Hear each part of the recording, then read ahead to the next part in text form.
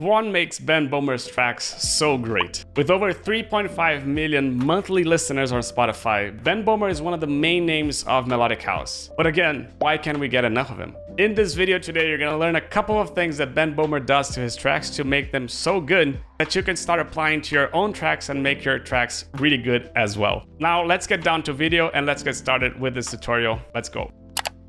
The first thing that fascinates me on Ben Böhmer is how he is able to create movement with his sounds and essentially not leave them static over time. Listen to the song Breathing and listen how the chords change. Listen, for example, how the cutoff of the first chord is a little bit more open than the third chord.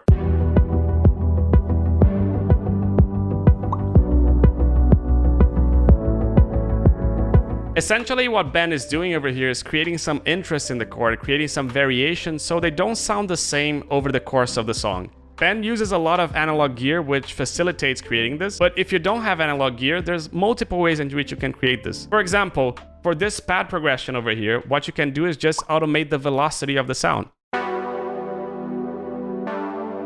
And you can see here that in the third note that we don't have that much velocity over here. The notes are a little bit more closed than in the first one where the velocity is a lot more open. And that essentially you can do in Serum by picking the velocity and creating some automation in the cutoff or in your filters as well.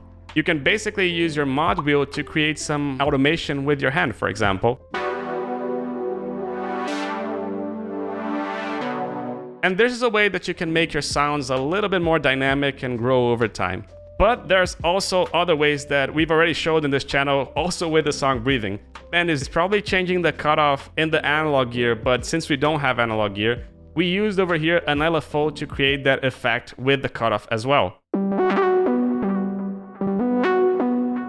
And this is a way that you can create movement in your sounds so they don't sound static and they don't sound boring. Well, let's go to tip number 2, which is essentially using multiple kinds of chord progressions and multiple kinds of scales.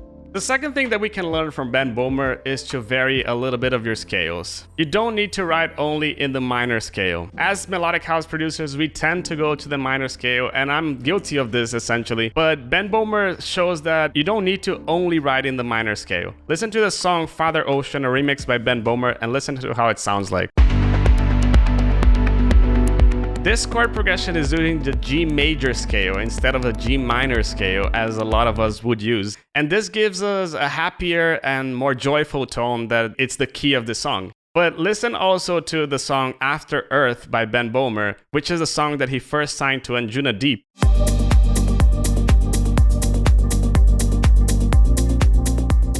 And this progression also is using a different scale from the minor scale. This progression is using the G Dorian scale, which is essentially almost the same thing as the minor scale, but as you can see it over here, the minor scale would have played something like this instead.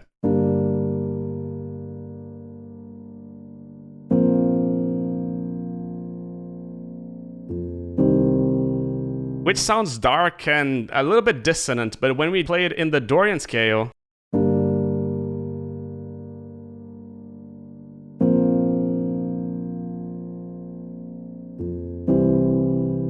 it sounds really bright and it ends up in a happier mood than what we had before in the minor scale. So don't feel afraid to use other scales than the minor as well. But now let's go to tip number 3, which is essentially creating contrast in your songs. One of Ben Böhmer's key moves is creating contrast in his songs. And essentially he does this by going from moments that are chill to really exciting moments, or from moments that are really excited to moments that are a little bit chiller. Listen, for example, to the song Lost in Mind, and listen how exciting the break gets, but when it goes to the drop, it gets a little bit chiller instead of more exciting.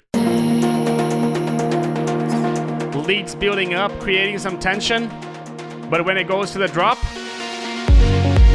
everything gets chiller again. And the same happens with Father Ocean. Listen to the pre-drop. Now listen to the drop. When we're alone. The end of the break has a lot of mids, a lot of leads, and carrying a lot of tension. But when it goes to the drop, it contrasts by not having that much release in the sound and just keeping the bare essentials, kick, bass, and vocal. Essentially, the idea here is to create contrast and to create a moment that the listener will be like, wow. So let's go to tip number 4, which is adding ear candies. Another thing that I see Ben Böhmer doing a lot to his songs is using ambiances and ear candy that just enhances the songs and just makes the songs a lot better. Ben kind of uses an element that I call ARP fill, and you can see how you can do it over here in this video over here. And essentially what you're doing there is just using a drum fill but with an ARP that has a lot of delays and reverbs, which has a really cool effect. And if you listen to it again,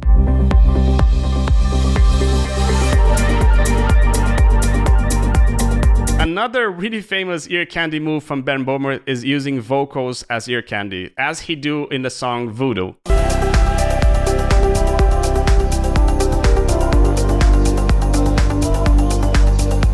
The vocal is just looping and looping and looping, just saying the same phrase, but that gives a really soothing effect to the song. And that's something that Ben does a lot. Or another thing that Ben does is add ear candy to his additional melodies, like this one over here in Beyond Beliefs.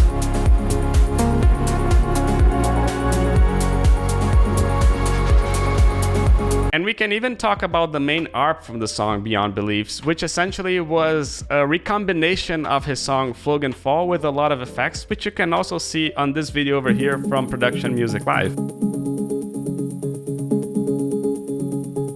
Essentially, along with the contrast effect that I just showed to you, the ear candy and ambiances help a lot in the song to keep the listener hooked and keep the interest in the song always present, which is always nice to the listener and always nice to the progression of the song. So now let's go to our fifth element, which is adding noise to your sound. One thing that fascinates me from Ben Böhmer is his ability to use noise as a percussive or melodic creative element, like what he does over here in the song Lost in Mind with Malou.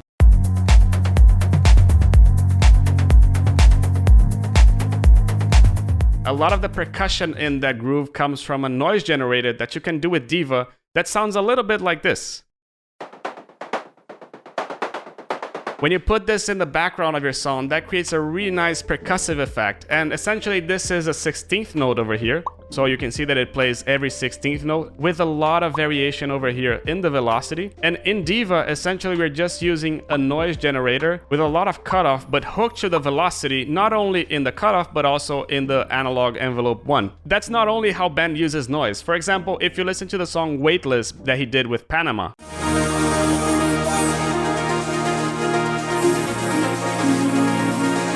you can hear a lot of the sound going psh, psh, psh, psh, which you can also listen to in the middle of the drop as well.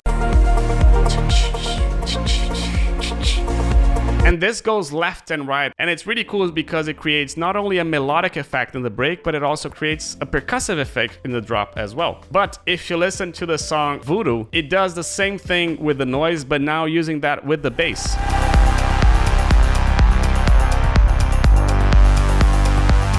We covered the tutorial of this bass over here in this video, which you can see all the 3 layers of the bass. Not only has the noise of the sound, but also has movement, which we talked in the first point of this video as well. But now let's go to our last point, which is essentially how he creates the percussion grooves of his songs. The last thing that I really like about Ben Böhmer's tracks is his percussion grooves. If you listen to the song In Memoriam, sometimes they're not even that complicated. Listen to the start of the drop over here.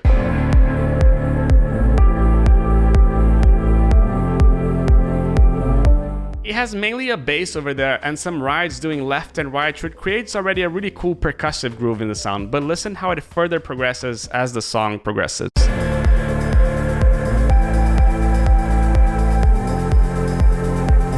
Not only the grooves get more intense and faster, but it also gets some additional hits, which is essentially what I talked about in creating movement in your sound. But that's not all on how Ben Böhmer does his percussive grooves. Listen, for example, to Runaway with Tin Liquor.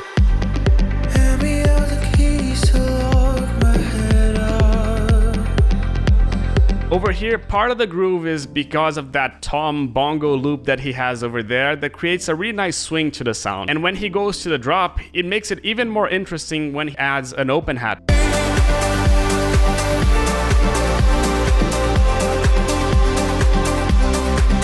It not only helps the song speed up a little more in the drop, but it also adds more to the percussive groove and it makes it even more interesting than how it was before. But if you don't know how to build percussive grooves like this one, you can check this video over here in the top right corner, in which I show you 9 steps that you can use to make your percussive grooves more interesting as well. I hope you liked the video, and let me know here in the comments which of these 6 characteristics from Ben Böhmer will you apply to your next song. And I hope to see you soon in the next Abstrakt video next week. Ciao.